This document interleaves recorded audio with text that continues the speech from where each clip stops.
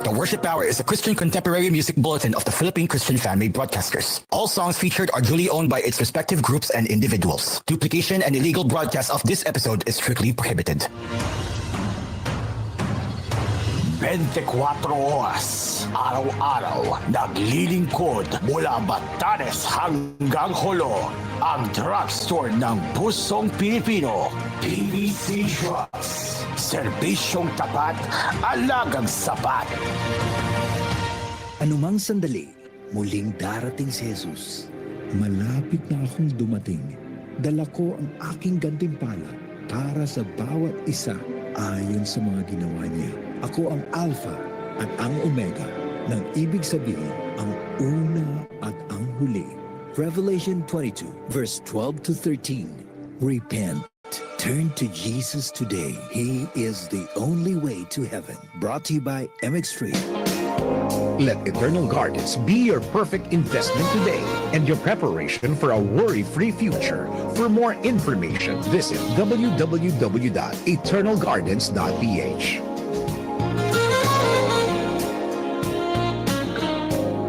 Paghandaan ang iyong kinabukasan.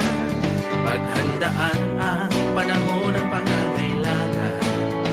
Pag may St. Peter Life na manatag ang kalooban, may St. Peter Chapels pang masasandigan. Kahit saan, kahit kailan maasahan, bawat pamilya dapat may St. Peter Life na. St. Peter Life na.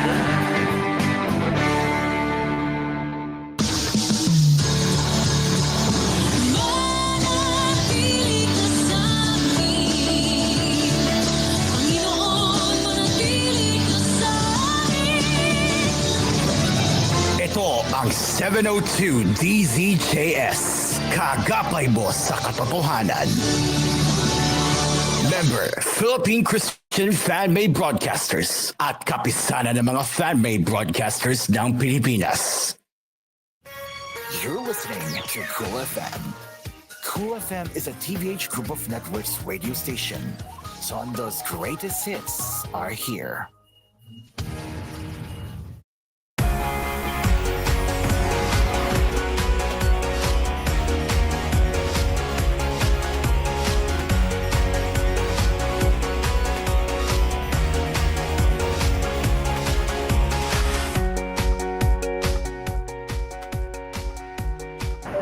Good morning, everyone, and welcome to Hello Pilipinas or Hello Philippines.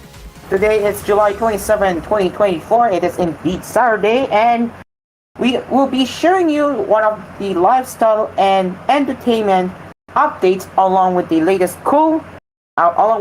news headlines with koolNews early edition, which we'll get into that later. Okay, so now let's get into that. Let's get started. So we are going to, first things first, of course, we always talk about the koolFM updates, which we will talk about right now. So next week, Talk with Sen will not be on air due to the unforeseen circumstances, because Talk with Sen is unfortunately, excuse me, Talk with Sen is unfortunately having some issues, not issues, but according to our fellow host, which is DJ Sen, that his show will have to be suspended for now. So yeah, it's sad, but let me just fix my microphone.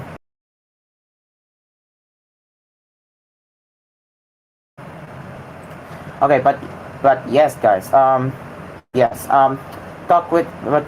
Sen has to, DJ Sen had to suspend his late night show, which is Talk with Sam, due to the unforeseen circumstances, especially with his CPU and supposedly his internet too. So that's why he's not going to have his production set next week. But we do have replays from last week of Talk with Sam, which will be heard later on koolFM. But we will But the replace of Talk with Sen will not be live stream, of course, since this is literally a replay. But um, it makes no sense why would we air last week's replay of Talk with Sen on YouTube, right? So that's why it will only be heard on koolFM.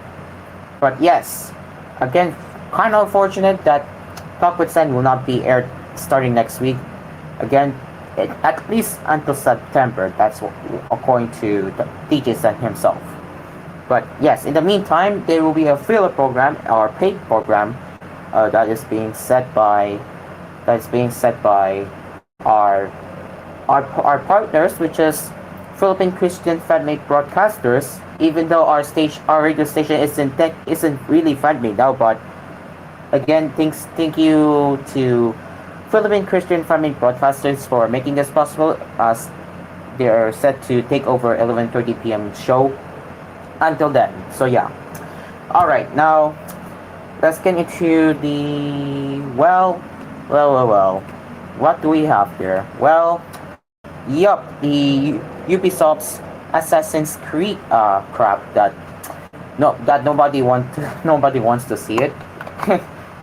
I really don't want to see it, but everybody is talking about the Ubisoft's Assassin's Creed Shadows, which is as expected, because nobody liked the game. There's no agriculture, but from what I've heard, and heck, even the Japanese government has already been involved, and it's going terribly. It's a long story, yeah. It's a long story. They even made an apology, and it isn't helping either, as it seems. So, meh.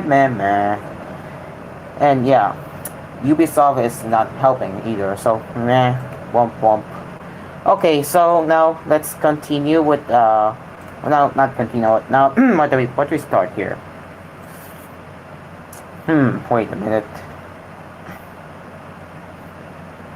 Sorry, I just woke up and my voice is like this, but meh. Okay, let me just see here. What can we do here now? But yes, people, we will be getting into koolNews early edition later throughout the Hello Pilipinas. So for news lovers out there, we will be covering it later. So stay tuned for that one. All right. So, okay. All right. So now let's go to. So now let's focus on the. I will be explaining why there was no Asphere's coffee throughout this week and what happened. So viewers out there, viewers or listeners out there wondering what happened to Asphere's coffee, this week. Well, I didn't want to delay. I didn't want to postpone my show to like yesterday and Wednesday, but Wednesday made more sense because the Super Typhoon Karina. Yeah, that's why Super Typhoon Karina affected me.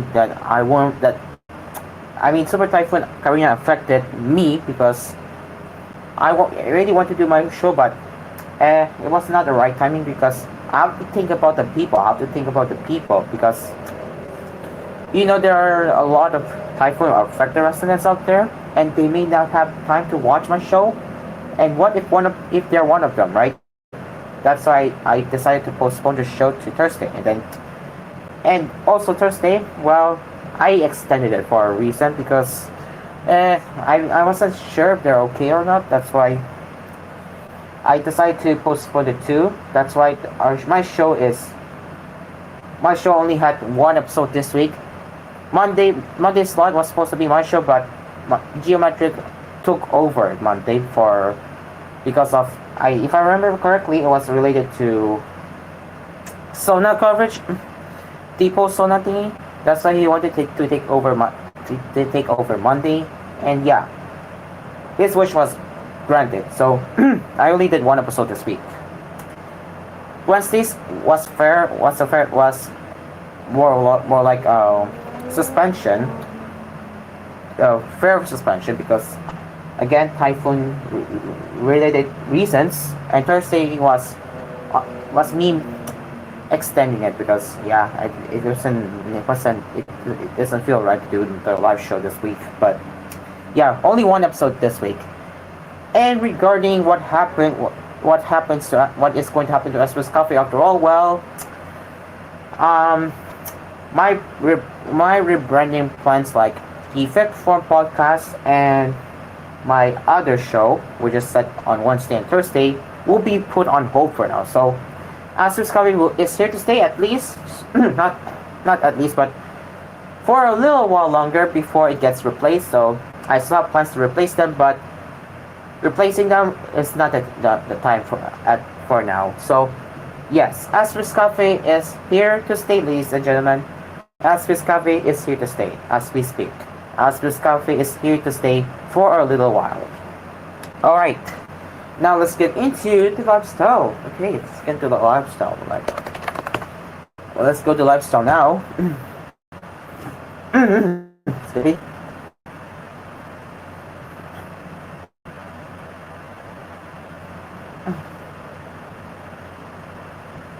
Okay, yes,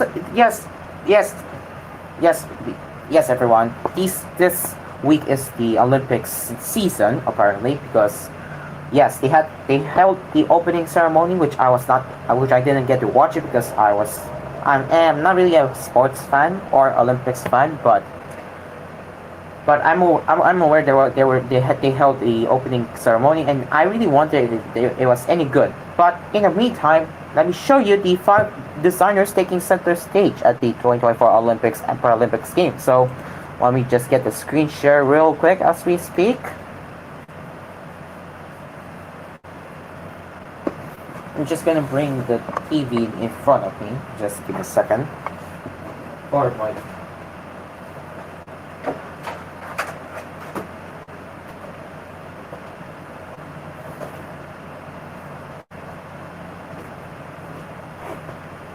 Okay, got my TV here. Let me just minimize my Roblox right now and screen share you this one.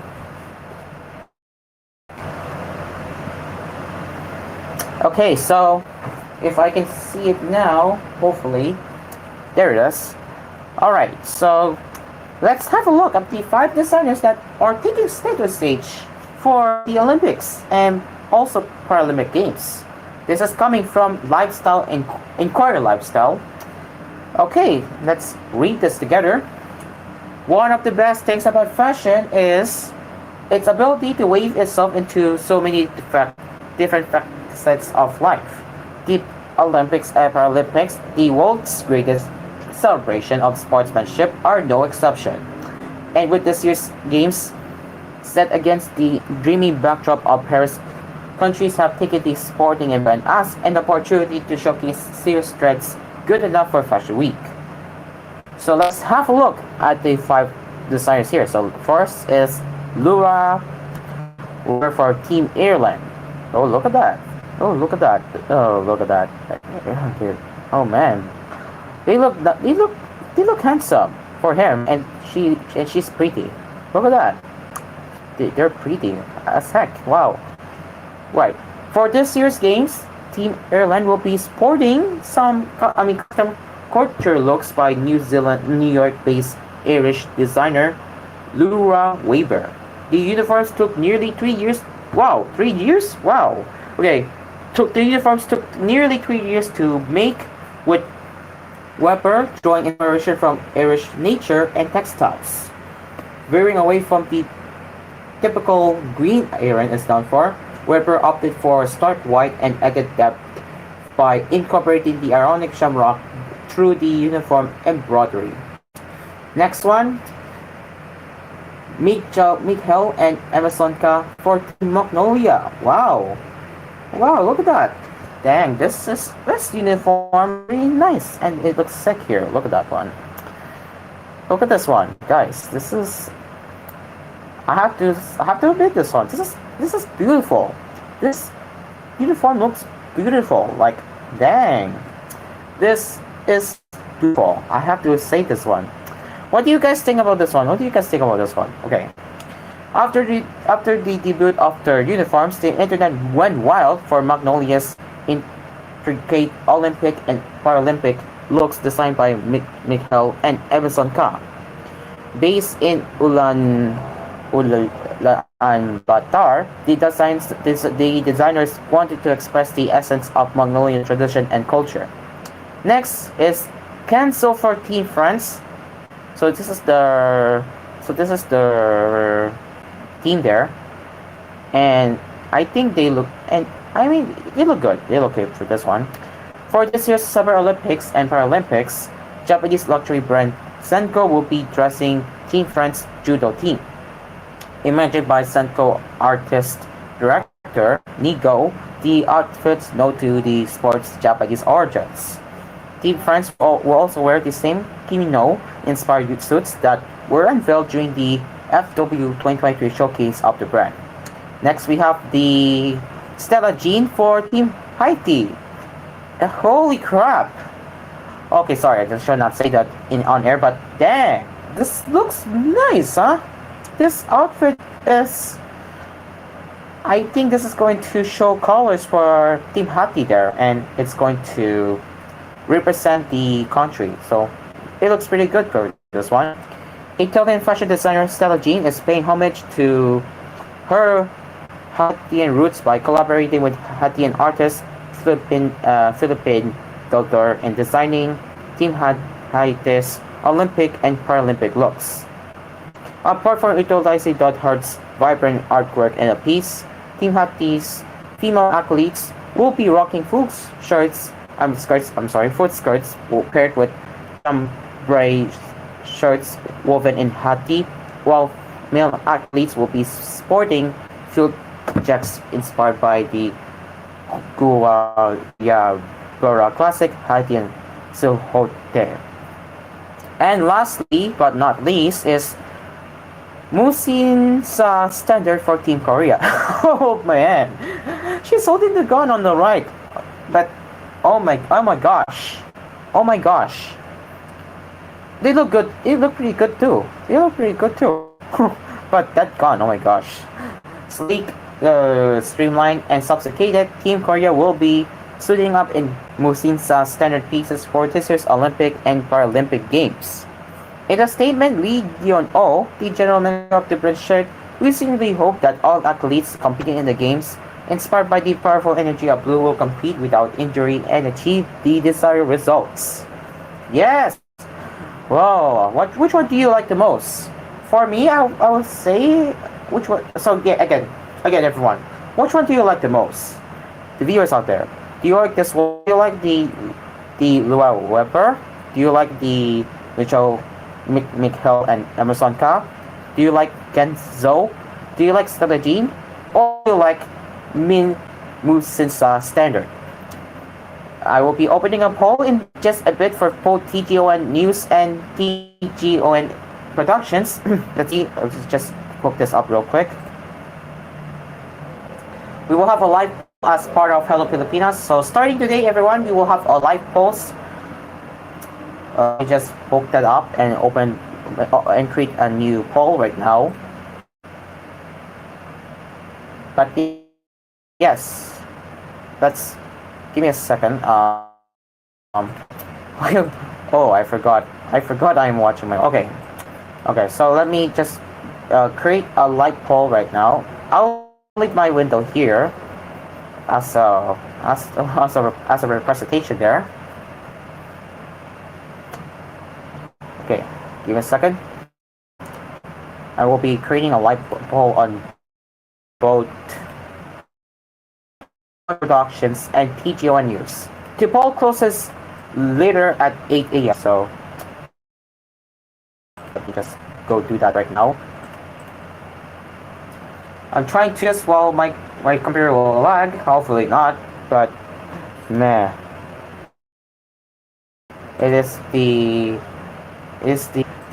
agony of trying to multitasking, whatever you call it. But yeah, live polls will be open soon as we speak. Let me just make a poll real quick.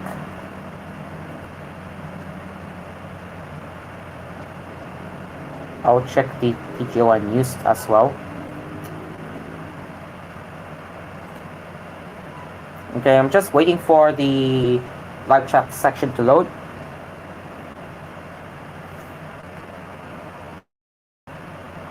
But yeah. So, question or a poll, which I will bring it up very soon. Let me just add this right now. Okay. All right, everyone. Let's start now. With this.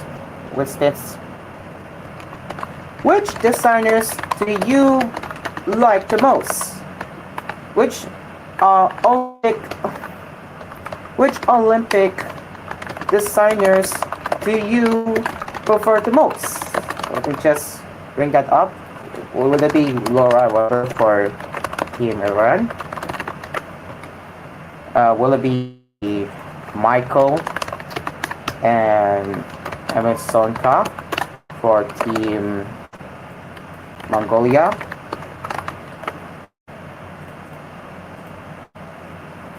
Will it be Zoe for Team France? Will it be... Okay, apparently I can only create up to 4, so that's well, but yeah, there you go. So apparently you can only allow up to 4 options. And yes, that poll will also be created on TGON News. If TGON News viewers are watching there too. So let's get into that right now. Let me just do the copy pasting so I can be efficient here. Okay, so give me a second, everyone. The polls will be up soon.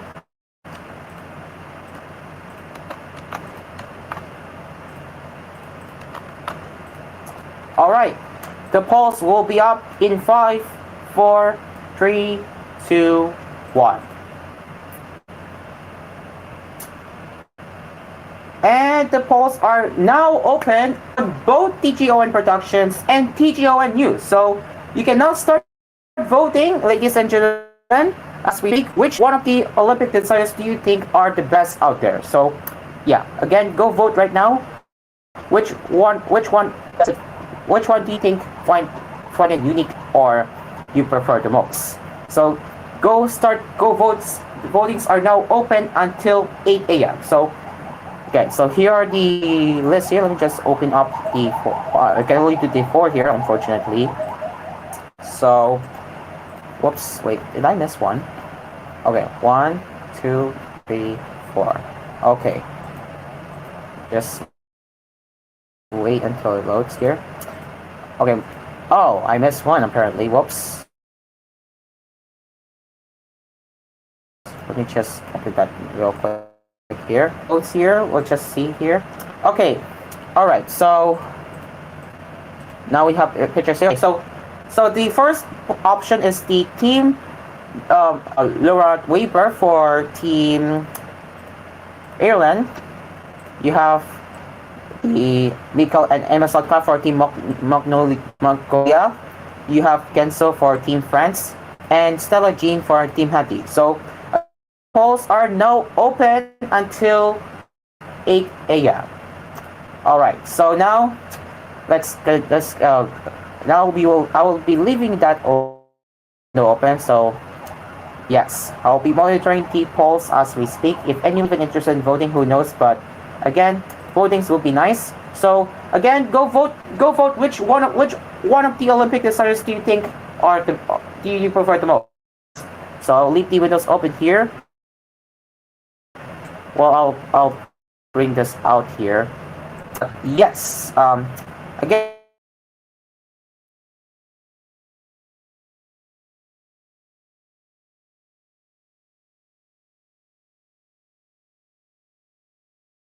And the polls are now open. All right, it is now 23 minutes past 7, and we will get into koolNews.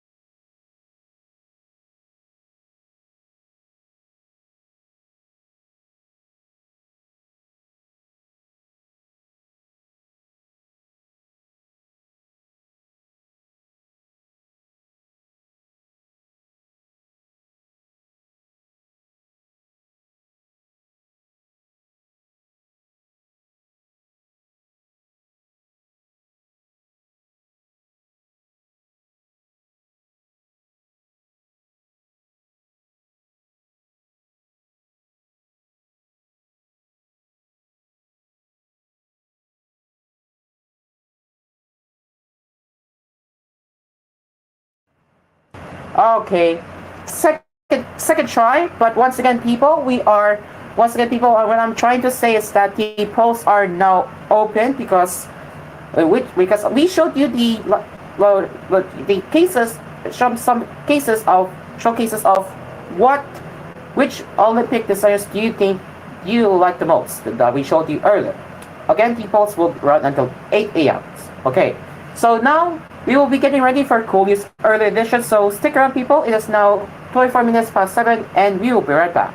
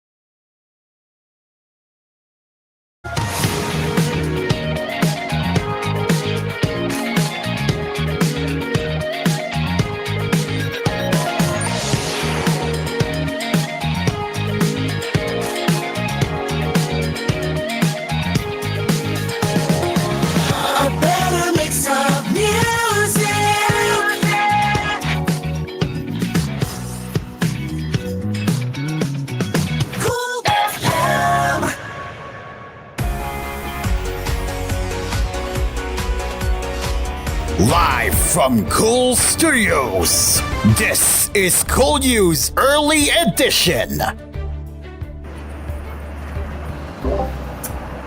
Well, good morning to you all and welcome to koolNews Early Edition.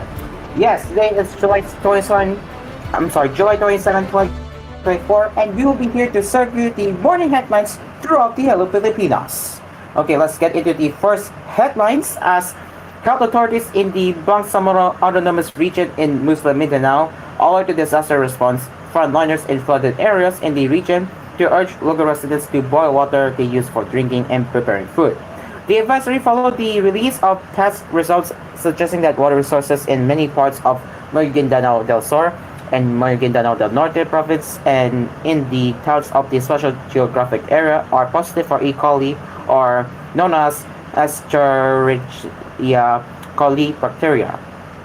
The situation was observed after many communities in these areas were underwater for several days following massive floods due to torrential rains last week, according to Dr. Cagdel Sinong Linking Jr., Barnum Health Minister. According to Dr. Cagdel Sinong Linking Jr., Barnum Health Minister. Sinong Linking said health workers noted rising cases of diarrhea in flooded areas in the region. We noted rising cases of stomach disorders among flood-affected residents in the region, and our health frontliners reported to me that drinking water and water used for food preparations were tested positive of E. coli, Sinong Linking said. He said the health ministry distributed over 5,000 chlorine tablets or aqua tabs to sterilize their stock so that our evacuees and flood victims are safe as they consume their drinking water. E. coli is normally found in rivers, streams, lakes, and canals. During flooding, fecal matter from overflowing sewage and agricultural or industrial waste mixed with flood water. Sinong Ding warned that consumption of E. coli contaminated water can be fatal as it could result in severe dehydration from diarrhea. The best prevention for bacterial infection, he stressed, is boiling the water that residents use. He also reminded the public in inundated areas to observe proper sanitation and waste disposal as improper discharge of waste can cause an outbreak of waterborne diseases. The massive floods in Bornam's 4 province and the SGA have displaced thousands of families from their homes. As of Wednesday, authorities counted 10,368 families still staying in 24 evacuation centers in Maguindanao del Norte, Maguindanao del Sur, and the SGA. In Zamboanga, health officials have asked the local government to purchase up to 70,000 doses of the antibiotic doxycycline to respond to cases of leptospirosis among flood-affected residents in 32 villages. The flooding last week displaced over 5,000 families. Leptospirosis is a disease caused by the bacterium Leptospira that is found in water contaminated by the urine of infected rats.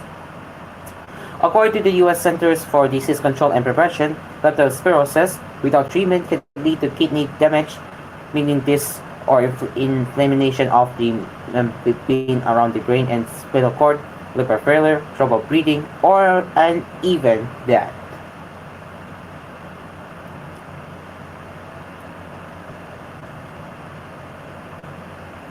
Despite slipping the Philippine area of responsibility on Thursday, Super Typhoon Karina left 502 villages flooded in Central Luzon region, affecting 137 million people while claiming the lives of at least 9 people. Karina enhanced the southwest monsoon as it cut a path of destruction over Luzon, triggering landslides and floods at its peak early this week. Data from the regional police on Friday showed that 6 of the fatalities recorded in the region were from Bulacan, while the rest from Pampanga, including Angeles City. In Bulacan, Norberto Alfonso was found dead in the compound of his residence, while the body of Roy Xavier Dumas was found beside the Linawan River in San Jose del Monte. Jarrell Pangan died after falling in a river in Boacu. Village Councilman Conrado del Rosario died in a deep flood while helping constituents evacuate in Barangay Abagan Sur in Marilao, while Janalyn Leon Leoncio, drowned in a flood in Tuktukan village in Guiguinto town. The body of an unidentified woman was also seen floating along the Angan River. In Pampanga, Maria Timbang Nigas died after floodwaters from her house in Barangay Santa Cruz, Lubao. At 7:10 a.m. on Wednesday, Sweet Dimple Pelayo, age of 24, and her daughter Dina Joy, age of 5, were sleeping on rocks and saw buried their house along the bank of Kapakan River in Barangay Pampan, Angala City. They died while the father, Nestor Cerezo Jr., survived. In Zambales, authorities were still looking for Narciso Damaso, who was swept by the strong current of the Vega River in Natividad Village, Rico town. Bataan reported 134 flooded barangays, Bulacan 162, Pampanga 143, Zambales 41, Nueva Ecija 14, and Tarlac 8, according to the Regional Disaster Risk Reduction and Management Council in a report released at 11 a.m. on Friday. The report of the Pampanga DRRMC on Friday counted 215 flooded barangays in 30 towns and a city.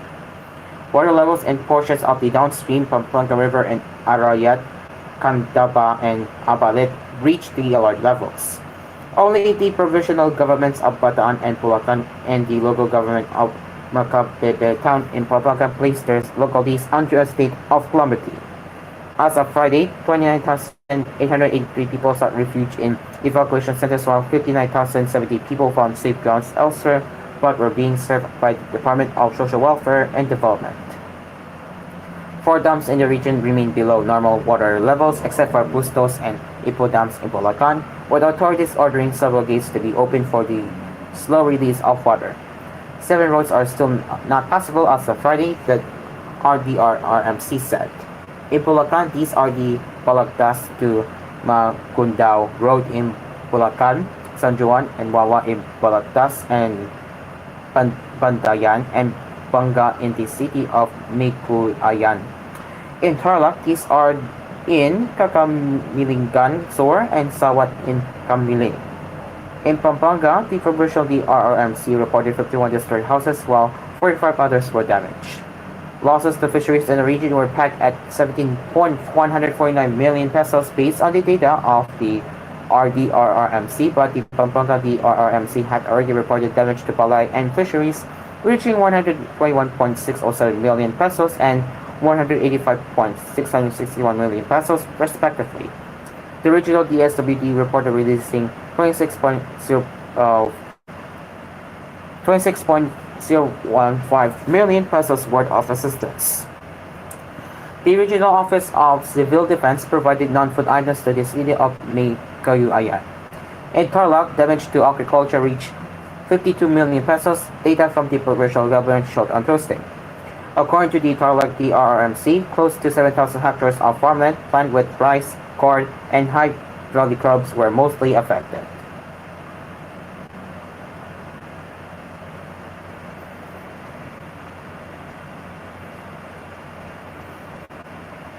The Manila Electrico, or known as Morocco, said her restorations will continue with the number of its affected consumers now down to around 73,000 as of 3 p.m. Friday.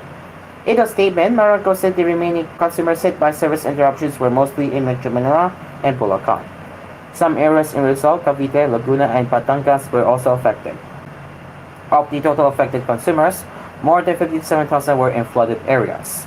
Meanwhile, the Department of Energy reminded fuel retailers in the capital region and Nimar province to promptly assess the quality of the fuel products stored in underground tanks post-flooding.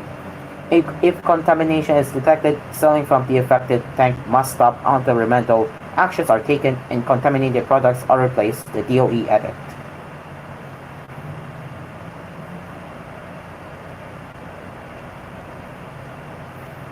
The Department of Migrant Workers recently launched a 24-hour hotline to help overseas Filipino workers, OFWs in Taiwan, affected by Super Typhoon Karina.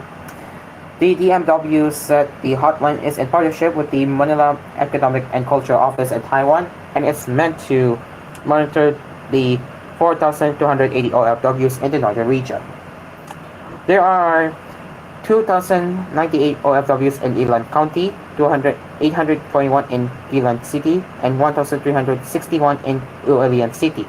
Mayor Secretary Hans Leo Kaktak said, despite Gami making a landfall in Taipei on Wednesday, there were no reported casualties among OFWs.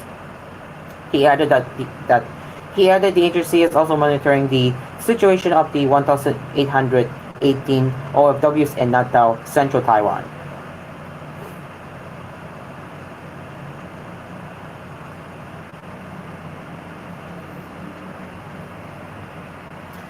Metro Manila's Roman Catholic dioceses have started a donation drive for people affected by the heavy rains and floods brought by Super Typhoon Karina and the enhanced southwest monsoon.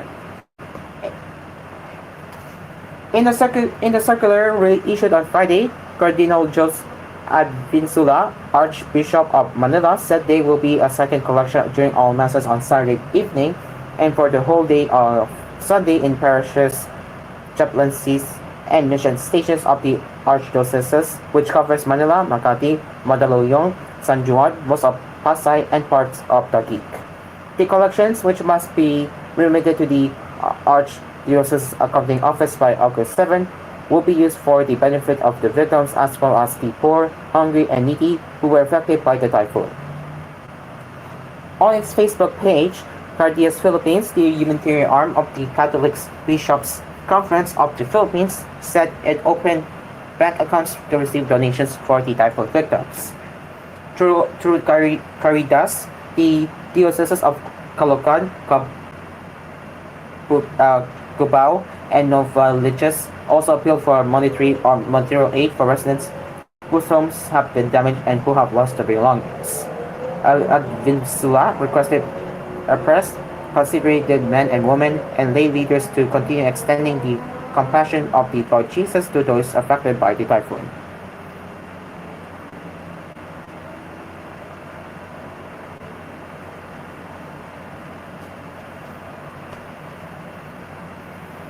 President Ferdinand Marcos Jr. on Friday urged schools to reopen as scheduled next week as much as possible, even if teachers have to meet their students outside classrooms as a consequence of the recent typhoon, which damaged some school buildings and turned others into emergency shelters. He ordered the Department of Education to do everything to, quote-unquote, to start classes on Monday, July 29 for school year 2024 to 2025. As much as possible. If the school buildings are in a condition to take classes, they will do it, the president said, adding that it would be up to the school authorities to decide whether to do so or not. They can conduct classes outside of the school building, he told reporters in an interview during his visit to San Mateo, result to inspect storm damage. After all, that's how things were done during the epidemic. We find ways to hold classes, Mr. Merkel said. He said there might be some schools that could not hold classes because they are still flooded or muddied.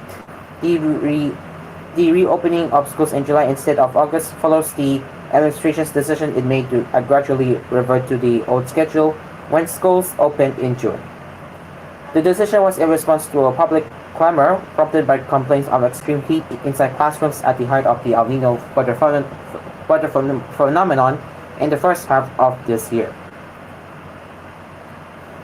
Under the new schedule, classes will end on April 15, 2025, with no need for in-person classes on Saturday to complete the required 182 school days. The Alliance of Concerned Teachers said it was callous for Mr. Marcos to consider holding classes outdoors. ACT said that quality education could not be achieved in makeshift classrooms or under the trees. It is a blatant insult to millions of Filipino students and teachers who have long suffered from a chronic lack of classrooms and basic educational facilities for the worsened by Typhoon Karina, the group said in a statement on Friday. The government must develop an efficient system for quick assessment and repair to minimize class disruptions. It's time to go beyond band-aid solutions like class shifting and temporary spaces, it said. Aside from the impact of the typhoon, Teachers Dignity Coalition and another teachers group had pointed out that many public schools remain unprepared due to the incomplete implementation of Brigada Escuela the yearly repair and maintenance work carried out 2 weeks before school opening, and the unfinished training of teachers for the Mantadak curriculum. According to a DepEd list on Friday afternoon, at least 738 schools nationwide will not be able to reopen on Monday. These include 442 in Central Luzon, 4 in Cotabato, 86 in the Cordillera Administrative Region, and 206 in the National Capital Region. Of the total, 246 schools were reportedly submerged and 425 were used as evacuation centers. Education Secretary on 25 DepEd memorandum, a copy of which was obtained by the Inquirer, Ankara directed that gymnasiums, learning and activity centers, auditoriums, and other open spaces in schools should be authorized first, as emergency shelters and classrooms were to be the last resort.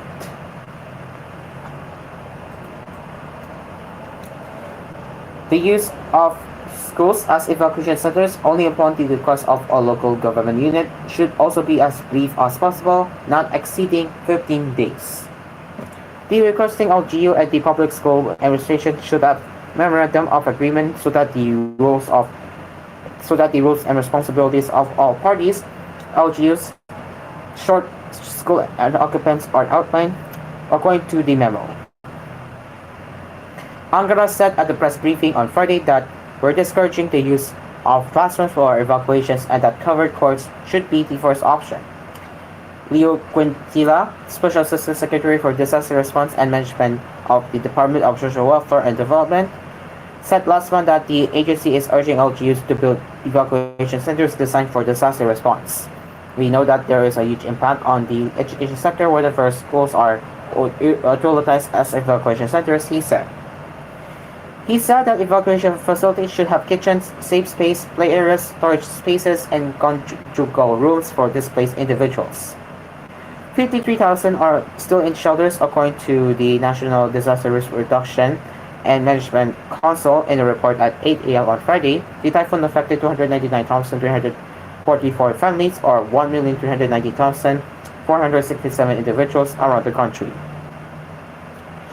Of that number, 53,414 families or 211,396 individuals are inside 820 evacuation centers across regions 1, 3, 7, 9, 11, 12, Calabarzon, Mimaropa, Caraga, Barnam, Cordillera Administrative Region, and Metro Manila.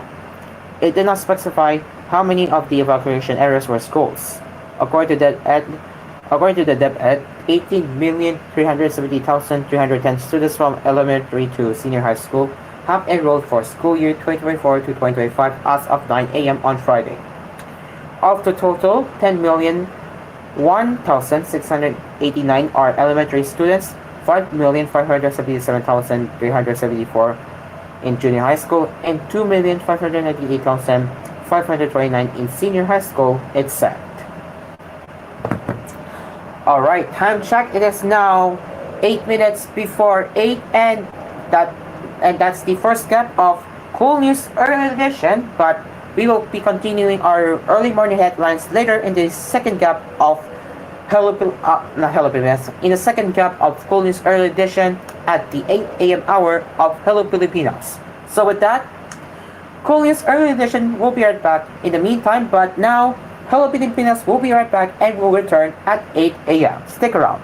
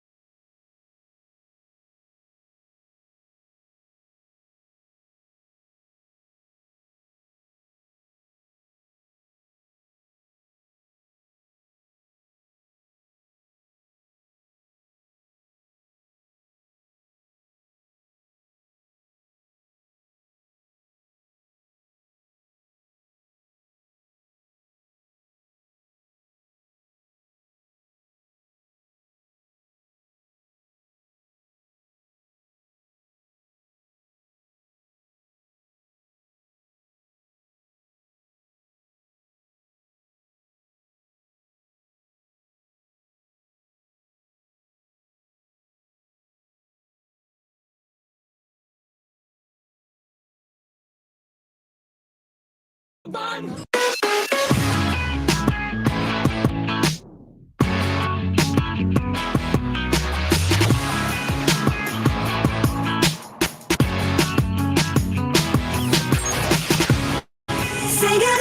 to the music.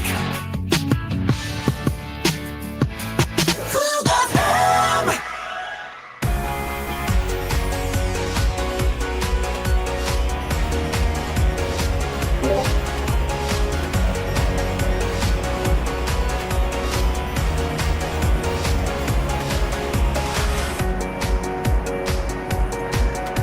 Yes, everyone, it is exactly 8 o'clock and you have just joined us to start your day or weekend sessions rather. Well, good morning to you all and welcome to Hello Pilipinas or Hello Philippines. Alright, so as many of you already know that we started a poll which Olympic desires do you prefer the most as we showcased you earlier in the previous hour of Hello Pilipinas. Well, let's see the results. Okay, so we have one vote from TGON News and one vote from TGON Production. So looks like one of you are preferring Team Aaron. So let's end the poll now. Let's just wait for it on the poll. So yes, here are the results, ladies and gentlemen. So Team Aaron is one that they preferred. So congratulations to everyone there who voted there.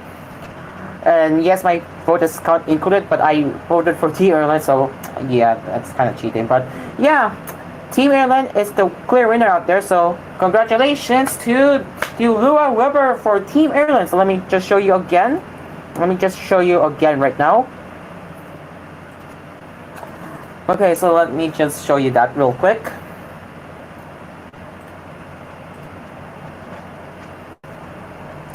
So yeah, as you can see, as we showed you earlier in the previous hour, this is the uniforms here. So again, this is the clear winner of this features a clear winner of our polls that we conducted earlier in Hello Pilipinas. So congratulations to Lua Weber and Team Ireland. So yeah, congratulations. Yeah, congratulations. Excuse me. Alright, so yes, now let's get into entertainment headlines now. Let's check if anything is new so far. Let me just double check there. But yes, let's just go ahead and see what's on the Hollywood today, guys. Let's see. Hollywood. Okay, now let's see if there's any latest news, okay? Oh, okay. Well, for Olympic is supposed to break into the spotlight. Okay, so the Variety has listed down which one will come home for the Olympics. Well, that's what we will get into today. And also we will support Team Philippines as we live in the Philippines and we get to support Team Philippines. So Team Philippines for the Olympics. So Team Philippines, good luck to you all for the Team Philippines. So for the athletes for the Philippine athletes being part of the Paris 2024 Olympics right now. Good luck to Team Philippines. All right, now let's do the screenshot again, as we will also be talking about Olympics. Yes. So this is coming from Variety. So this is kind of entertainment dash sports hybrid, I could say. But yeah, let's see. Okay, what is this one? We'll get into that one later, but for now, let's focus on this one. So yes, this is coming from Variety. 5 Olympians poised to break into the spotlight. So who will come home from the 2024 Paris Olympics with gold medals in tow? And who might come home with the kind of mega profile boost that launches careers in media, business, and beyond? From Alison Felix to Michael Phelps, many athletes have crossed the line from fandoms within their sports to worldwide sensations, often finding their way into the entertainment industry. Take Simon Biles, who stars in the Netflix series Simon Biles Rising, and whose pop culture presence makes her far more than just the greatest gymnast of all time. For your imagination, the second half of the docu-series will chronicle her return to the Olympics in Paris. By captivating audience, whether it will be I think. Oh well. Apparently it's the video which I cannot show you, but man, dang it. Dang it, what always potential, but it's apparently a video which is blocked by my extensions. Oh, yeah, dang it, what a wasted opportunity to show you guys. Oh well. Okay, yeah, man, that's a waste. Anyways, let me just stop screen sharing for now. But let's see if we can find more headlines to cover. Not headlines, but I'm sorry, not headlines, but oh, they want me to log in? What the heck? Okay, that's weird. They shouldn't be asking me to log in. That's freaking weird.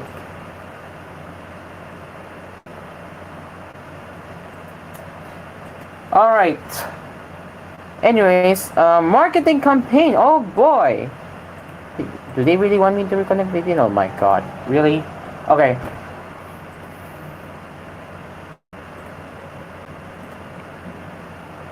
You know what?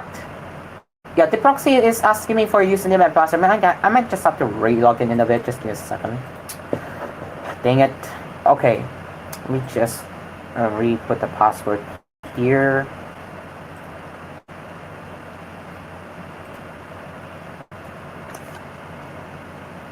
Hang on. Okay, hang on. Alright. So while I am preparing this thing here, we will be while I'm preparing, well, look what I found. Warner Brothers Discovery! Yes, Warner Brothers Discovery is added again, ladies and gentlemen. Warner Brothers Discovery is yet added again. Yo! Warner Brothers Discovery couldn't stand against NBA and Amazon's decision. Whoa! Oh no. Okay. Oh no. Okay. Just log back in here.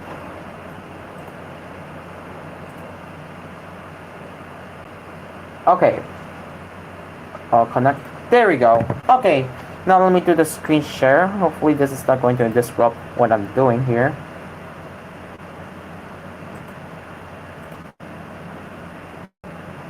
Come on. There we go. Okay. Okay, guys. Okay. Alright. Let's just double check my thing here real quick. Making sure there. Okay. Okay, now here we go again. Warner Brothers Discovery doing a marketing campaign against both NBA and Amazon. Oh no.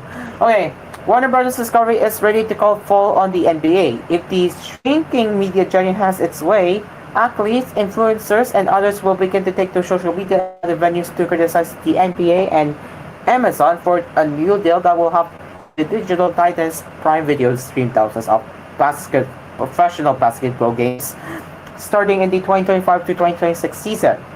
Warner Brothers Discovery is working with Edelman, an independent public relations firm, to wage a campaign that aims to cast aspirations on Amazon getting a $1.8 billion per year package of NBA rights that Warner believes should stay under its aegis.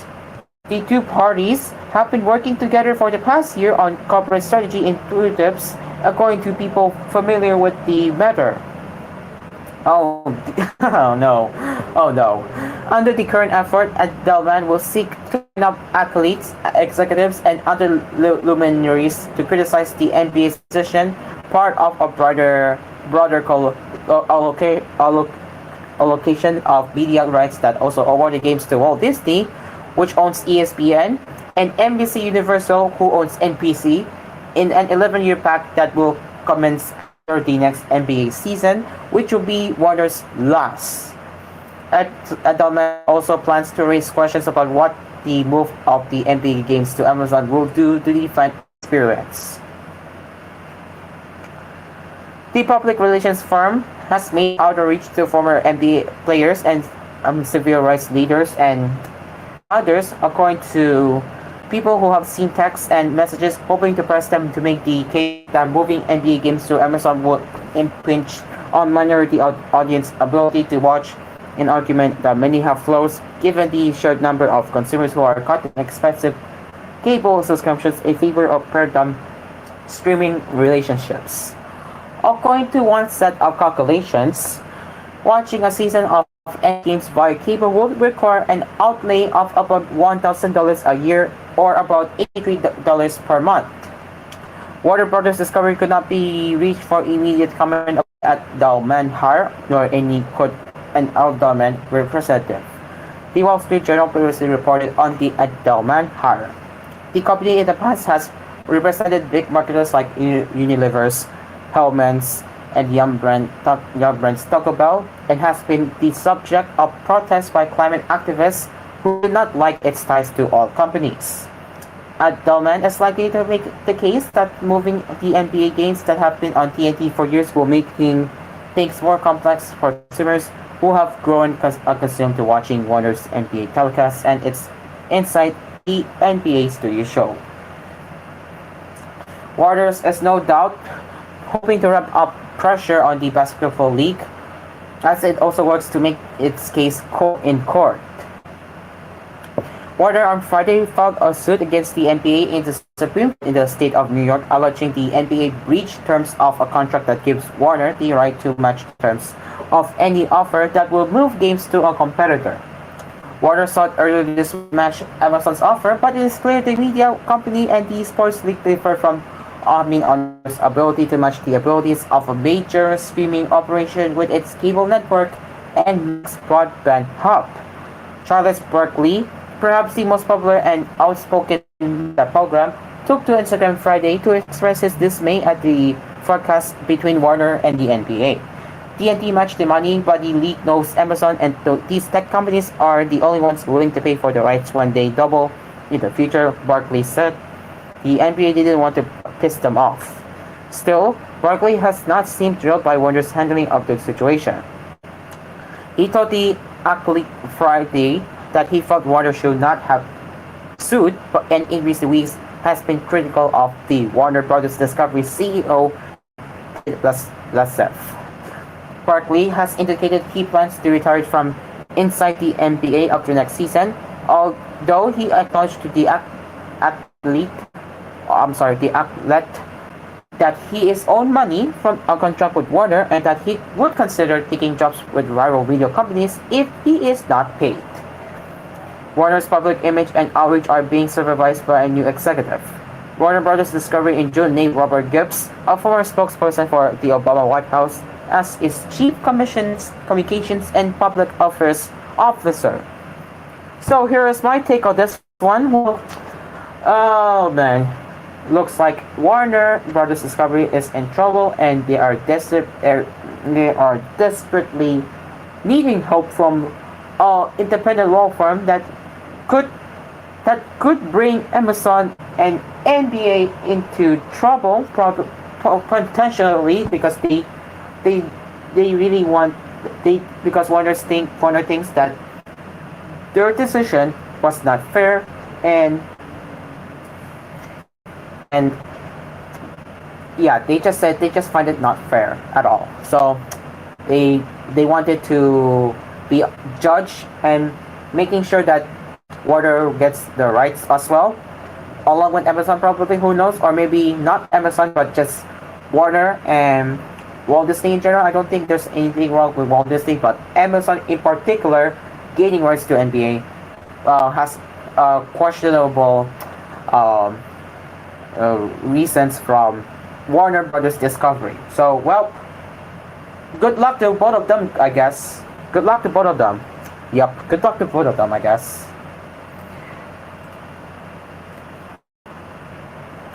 Alright, it is now 40 minutes past 8, and now we will be returning to koolNews Early Edition in just a bit right after the ad break, along with the Kool weather forecast as well, right after we enter koolNews Early Edition, so we get to know what's with the weather today. So yes, again, 8:15 right now, and Filipinas will be right back.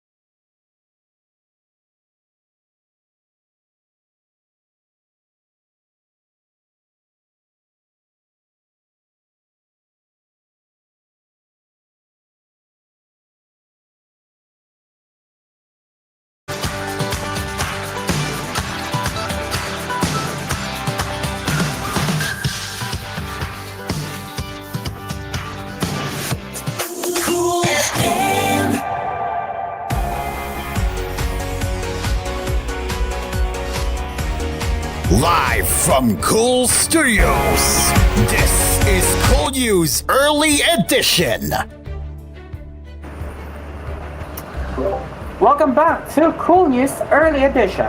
And now, before we continue with the headlines, here is the cool weather forecast or the news alert forecast from Pagkada Weather Specialist Daniel James E. Villamil.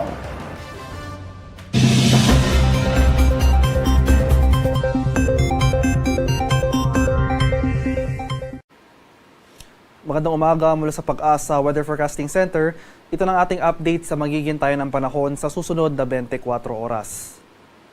Patuloy nating minomonitor itong low pressure area sa loob ng ating Philippine Area of Responsibility. Kaninang alas 3 ng umaga, huli itong namataan sa layong 1,035 kilometers silangan ng southeastern Mindanao. Makikita natin dito sa ating satellite images ay nasa boundary ito ng ating PAR at malayo sa ating bansa. Gayunpaman, itong trough o extension nito, makikita natin itong mga kaulapan sa silangan ng ating bansa ay posibleng umabot at magdulot ng mga kalat-kalat na pag-ulan na may pagkulog at pagkidlat sa silangang bahagi ng Visayas at Mindanao ngayong araw. Samantala, patuloy naman ang epekto o yung pag-iral ng southwest monsoon o hanging habagat sa malaking bahagi ng Luzon at Visayas. Ito namang habagat ay magdudulot ng mga kaulapan at pag-ulan sa kanlurang bahagi ng Central Luzon, pati na rin sa malaking bahagi ng Hilagang Luzon. Mas maaliwalas sa panahon na ating inaasahan sa nalalabing bahagi ng ating bansa, kabilang na dyan ang Metro Manila. Gayun pa man, may chance pa rin tayo ng mga isolated rain showers or localized thunderstorms. Nananatiling maliit yung tsansa ng nasabing low pressure area na maging isang ganap na bagyo within the next 24 to 48 hours. Gayun pa man, inaasahan natin na itong low pressure area sa mga susunod na araw posibleng magdulot ng mga pag-ulan sa silangang bahagi ng ating bansa. So as early as tomorrow, makakaranas na rin tayo ng mga kalat-kalat na pag-ulan at thunderstorm sa area ng Bicol Region. Magpapatuloy yung mga pag-ulan sa silangang bahagi ng Visayas at sa Mindanao hanggang sa Lunes next week. Pero beyond that, sa araw ng Martes hanggang Merkules ay maaliwalas sa panahon na or generally fair weather conditions na ating mararanasan sa malaking bahagi ng ating bansa.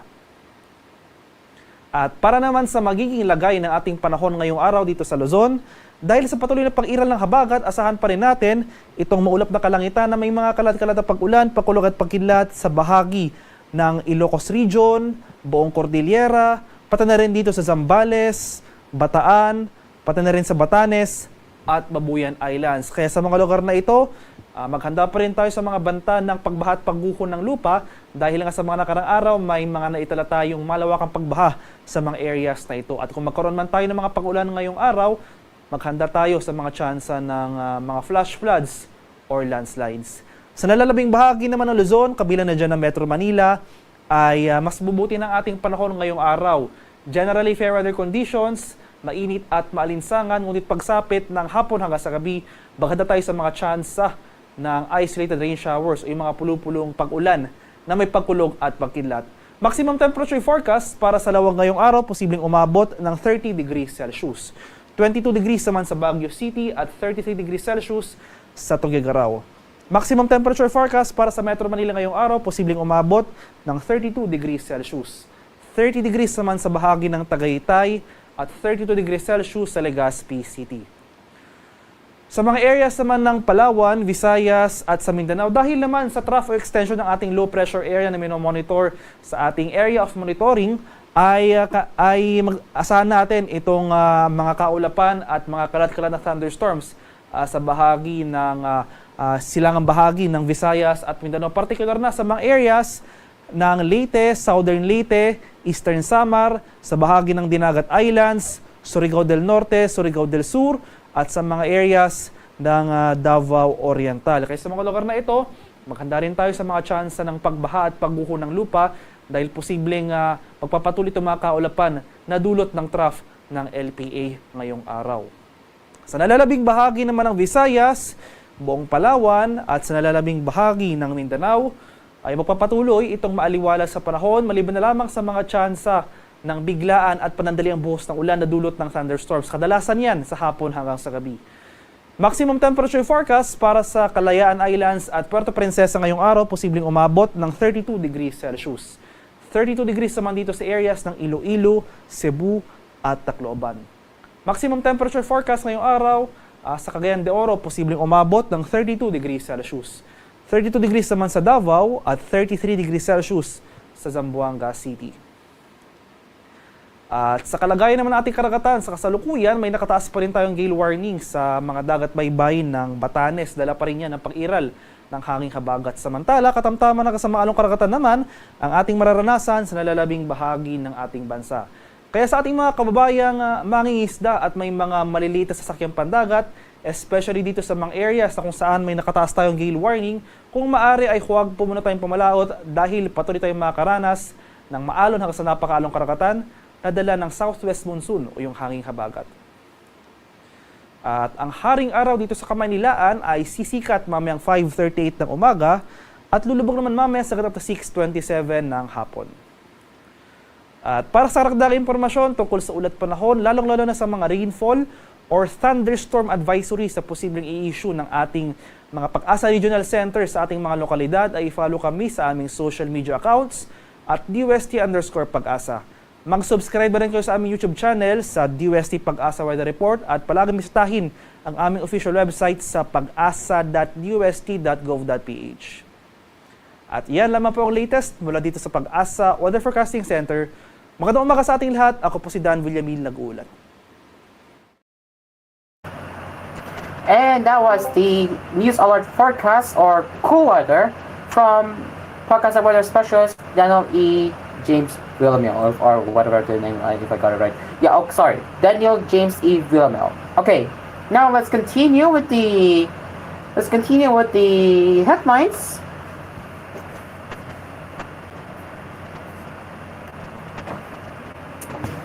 Despite an order from President Ferdinand Marcos Jr. to shut down all Philippine offshore gaming operators, or known as POGOs, a Senate committee that focused national attention on this Chinese-dominated industry will continue its inquiry into the impact of the business on the nation, the panel's head, Senator Risa Hontiveros, said on Friday. It's not over yet, Hontiveros said in the statement.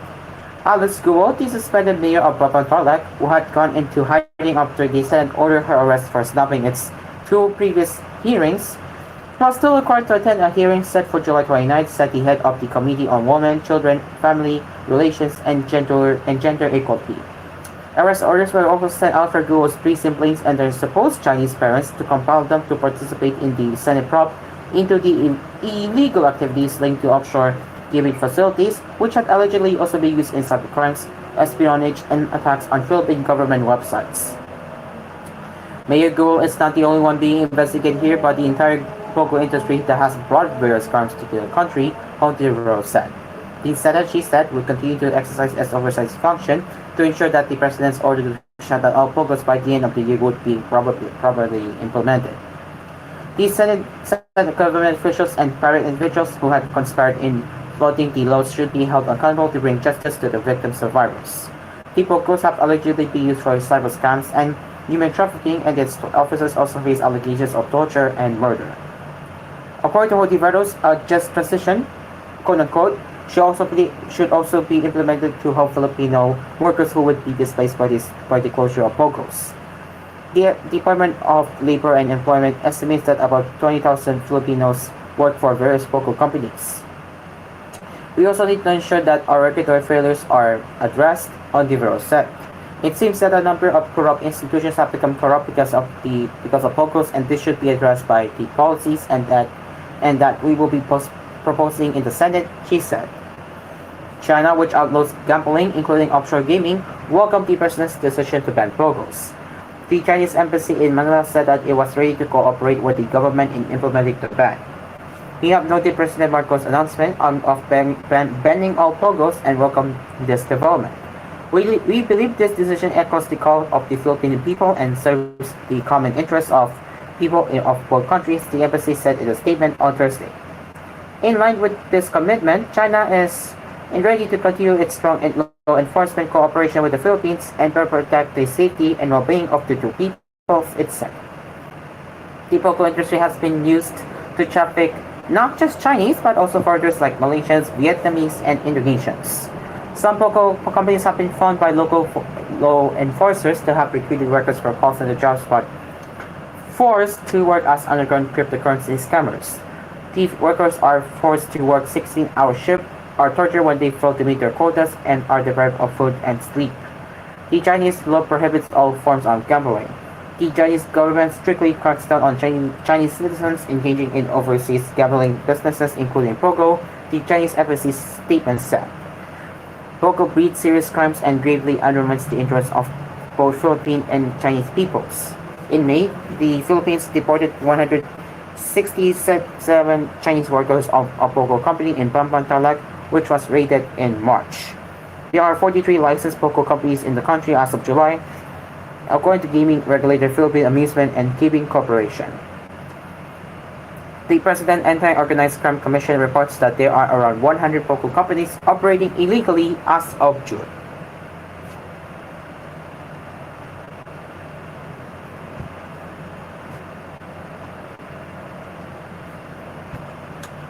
Ferry, which is not his real name by the way, an employee of Philippine offshore gaming operator Pogo, continues to work 12 hours a day even after President Ferdinand Marcos Jr.'s announcement on Monday banning the entire Pogo industry and giving it until the end of the year. Ferdy was at his desk that night when Mr. Marcos declared the ban toward the end of his State of the Nation address. The news traveled quickly in the office. Later that evening, the relation supervisor told everyone that their place of business is no longer a Pogo, but an IGL. Therefore, we will get to keep our jobs. Everyone applauded. He told the Inquirer in an interview from Friday. The supervisor didn't explain what an IGL was, and no one among the workers bothered to ask. On Tuesday, however, Philippine Amusement and Gaming Corp, or PAGOR, Chair Alejandro Blanco told lawmakers in a joint hearing at the House of Representatives that all 43 IGLs with valid license to operate in the country will also be covered by the ban. For the age of 24, said he plans to save enough until December so he can leave his job and apply as a seaman in a maritime company. Ferdy's current gig in Plaza City is already his 7th in the Pogo. There are various platforms. There are Pogos that specialize in love scams and cryptocurrency. These are the ones that make the news. There are also Pogos for online betting and online shopping, he explained in Filipino. He recalled once posing as a woman in a Pogo that engages in love scams. My job was to make men fall in love with me. I work with a live female model who shows herself on screen to make the guy believe he is talking to a woman. But it was actually me who was typing the messages and convincing him to send money, he said. Love scams paid very well, he said. We were paid by commissions. It was easy to earn 100,000 pesos on top of a basic salary, but that Pogo was dissolved. Yes. As a receptionist, quote-unquote, in his present job, Ferdy is required to maintain a herd of likers, quote-unquote, dissidents who are lured by the Pogo to send positive reviews for commercial products. Yikes. The likers' efforts are rewarded by e-cash that they will later be pressured into investing in the Pogo's other businesses, Ferdy said. Once the likers are classified as investors and put in their e-cash, I turned them over to a group of Chinese supervisors, he added. Oof. He said he was not familiar with how these investments operate, but he remembered one time when one of the investors, quote-unquote, tracked him down on Telegram and complained that he lost all his earnings and could no longer communicate with the foreigners. There are no cash outs. Everything is done electronically. Still, it is painful to lose money, Ferdy said. In his current setup, netizens are first lured by a group of scammers who offer monetary rewards if they submit positive reviews for products offered online. Anyone who agrees with is then sent to me. In a month, I could get up to 200 clients, quote-unquote, he said. He works in a building that accommodates other Pogos. Our company's head office is in India, that's why the clients are paid in rupees. A client can be given 20 tasks a day, whether for likes or reviews. Once their e-cash reaches 1,000 rupees, I turn them over to the Chinese invest operators who work in different sites. That is where they are pressured to invest, he said. Ferdy credits his Malaysian supervisor for motivating the workers to save enough so they can find other jobs. Most of us here are young people in their 20s and 30s. I used to have a seatmate who had a degree in marine engineering. We prefer to work in Pogos because the pay is higher, he said. I started out in June 2023 with a basic monthly pay of 21,000 pesos. They promised to excuse me, increase their salaries by 1,000 pesos a month. I now get 33,000 pesos, he added. There are downsides though, for they can only have 2 days off in a month. Aside from enduring 12-hour shifts, the employees are also required to surrender their their cell phones to the supervisors during work. Further said he is worried about friends who have families since it will be harder to find new jobs. Focus pay well. It will be hard for anyone who works here to go back to the minimum wage, he said. Well, that's interesting.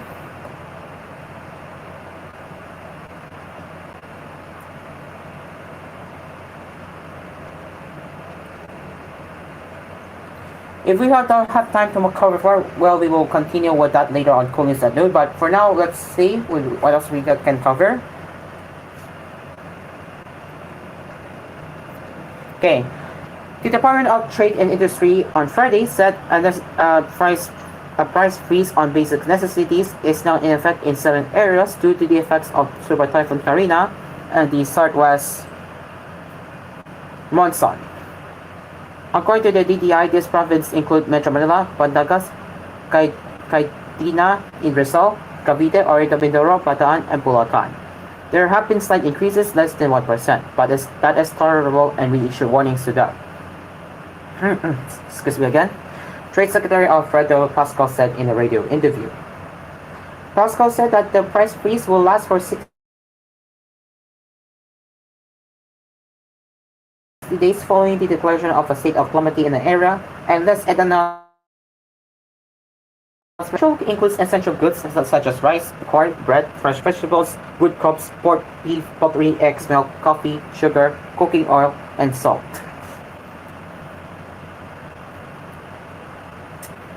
Also included in the list are laundry soap, detergent, firewood, coal, candles, and certain medicines classified as essential by the Department of Health.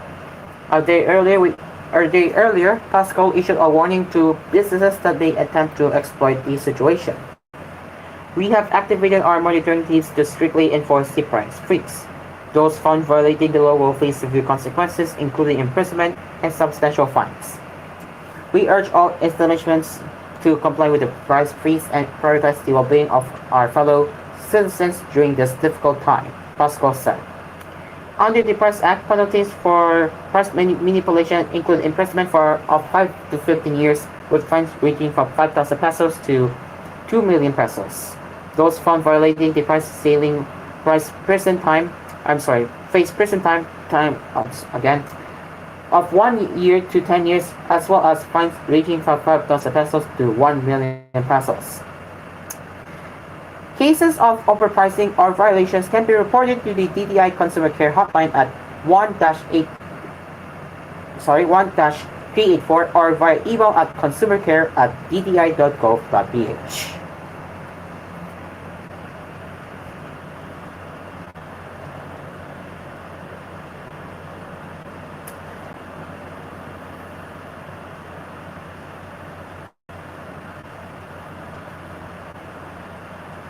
And finally, to close up the koolNews Early Edition, despite the troubles brought about by the super typhoon and enhanced southwest monsoon, President Marcos urged Filipinos and government officials to intensify their preparations for the La Nina phenomenon.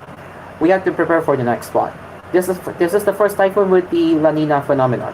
There's a long way to go, so we have to prepare. Let's think about preparing, Mr. Marcos told national and Quezon government officials at a briefing held in Mauban town on Friday morning. Marcos visited Mayuban, a coastal town facing Laman Bay in the Pacific Ocean, as part of his outdoor inspection in typhoon-hit areas. He was met by Quezon Governor Angelina Tan, Mayuban Mayor Erwin Pastrana, and Quezon Representatives Mark and Verga, David Sures, Ray Nante, Aaron Garcia, and Mike Tan. The president was briefed by Quezon officials on the effects of Super Typhoon Karina and Typhoon Agon that badly hit the province last May. During the briefing, Marcos agreed with the reports that some areas in the typhoon-affected parts of the country have experienced flooding for the first time. It's a safe for us. Some areas didn't experience flooding. We knew where the water would go, where it would flood, but now we don't. Everything has changed, he said. That's why we have to figure out where did it change? Where is the water coming from? Where is it passing through? What can we do to block it at least and plant it or whatever the plans will be? Mr. Marcos told government officials that the rampaging floodwater knows no boundaries. The flood control has to be a big plan. It will be costly for 5 regions. It can't be just one town here, one town there. That's why we're trying to assess what are the significant changes, he said. He noted that the flood control and projects of the government are in response to past flooding incidents. But things have changed. Number one, the sea level has risen. The sea is higher now than before, so when there's high tide, the water overflows the dikes and flood control systems. That's why we need to reassess those, he said. We have to understand the flow of the water and how to manage it so it does not flood the productive areas, households, residential communities, and destroy the roads and other infrastructures. This has to be a national plan, he said. Mr. Marcos also inspected the damage to the Pasir seawall caused by the surging waves during the height of Carina's Ferry. Of the 5 provinces in the Calabarzon region, Quezon was the least hit by the typhoon except for the Polillo group of islands and only sustained minor damage compared with the other 4 provinces.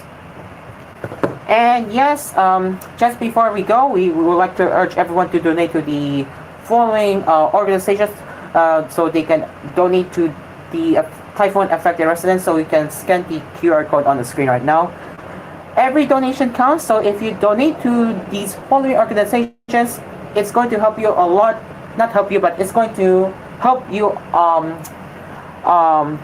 save victims from Silver Typhoon Corrida. So again, your donations will greatly be appreciated if you scan the QR code right now.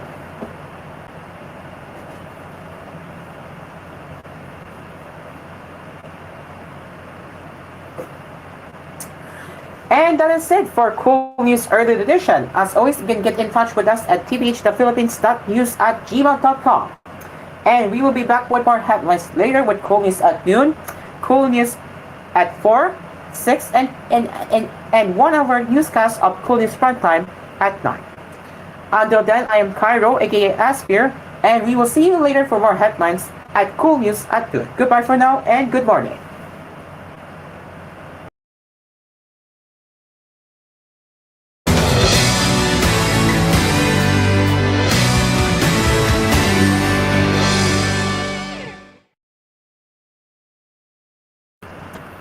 And now we will return to Hello Pilipinas right after this commercial break. So stick around, people. We will be right back.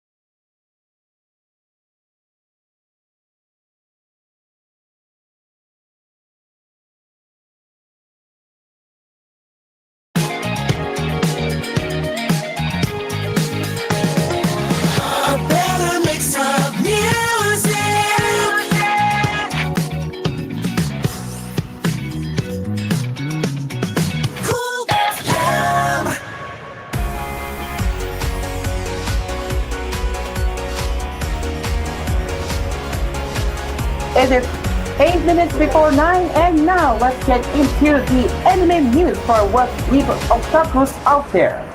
All right, now let's get into that. Give me a second.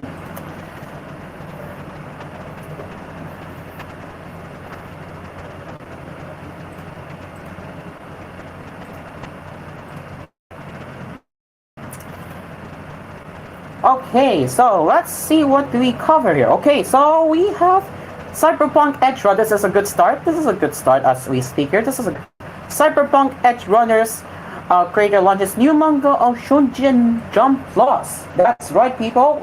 Let's see what do we have here. Well, Rafael Jackie, executive producer, showrunner, and creator for the Cyberpunk Edge Runners anime, is launching a new manga titled No Name with artist Machine Gummo. The manga will begin realization on Yushisha's Shounen Jump Plus manga website on July 31st. Jackie confirmed that Shueisha's manga website and app will publish the manga in English. So this is the art you can see here. So that looks pretty cool, I would say. And he debuted the one-shot manga for No Name on Shounen Plus, Jump Plus, and Manga Plus on January 26th. So what else here? We might also, okay, well, Apple of Kokus is getting a second season. That's the 2022 anime as we speak.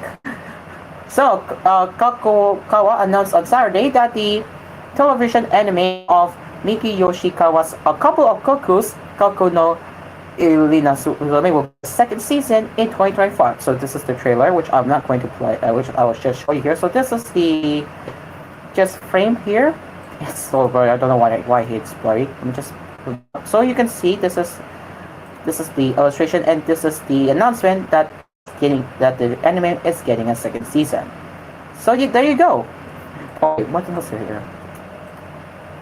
Okay, let's not run this one. But here are the original manga creator here, which shows the illustration to commemorate the announcement. So looking pretty good here. And yes, I have already covered this one yesterday during koolNews earlier edition, so I'm not going to cover that again. What else? Okay, Crunchyroll. Let's get into that, I guess.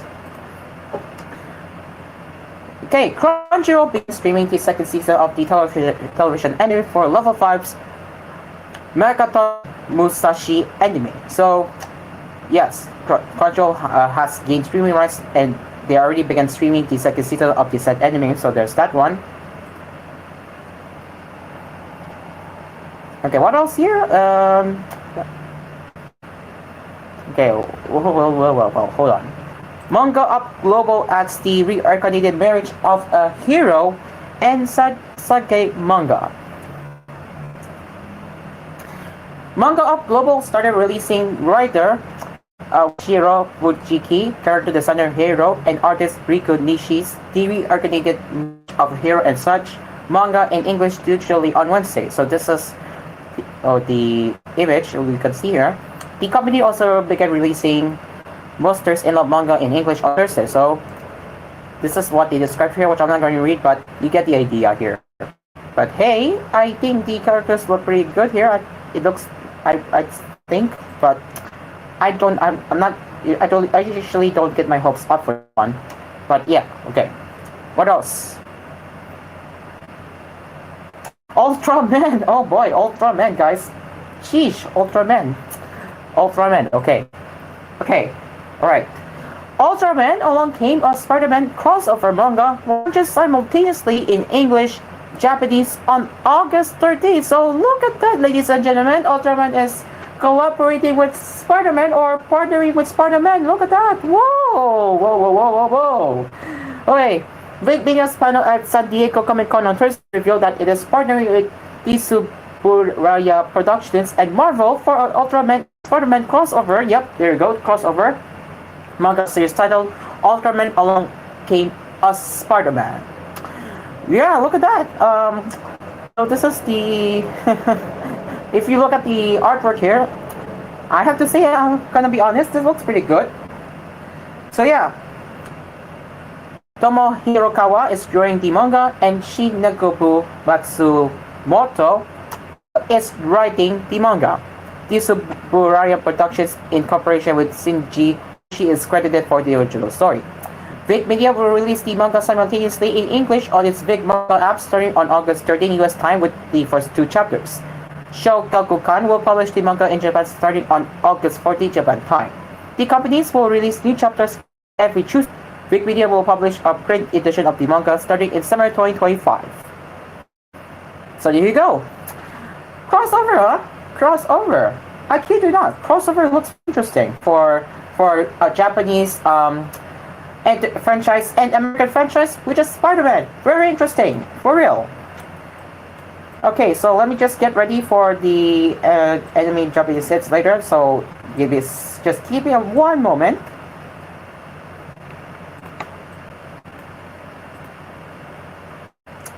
Lol. But yeah. So far, this episode has been doing well, despite the polls that we did earlier with the Hello Pilipinas about who are the best Olympic designers. Sadly, only one people have voted in both TGON Productions and TGON YouTube channels, but that is okay. We'll do another one next time, but that's how it is. So yeah, at least it's good naman that we are doing well in terms of how audience are reacting with the polls, but again, some people so far have voted in TGON News, so at least we have one people voting there, so that's a good thing. Yes, I'm almost done, just give me one moment.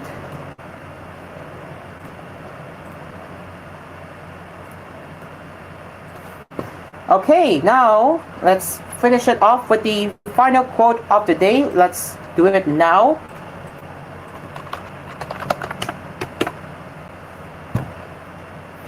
Alright, quote of the day, I never think of the future, it comes soon enough, from Albert Einstein. And that is it for Hello Pilipinas this morning. As always, if you have joined us all the way to the end, thank you so much for starting your day with us, and we will be back again tomorrow on the same time, same stations, that is 7 a.m. to 9 a.m. and on TVH Network, koolFM, and live streaming on TGON Productions and TGON News YouTube channels. Until then, I am Cairo, aka Asphere, and we wish you all a very blessed morning, and goodbye for now. Good morning, and hello Pilipinas, and hello Philippines. Bye-bye.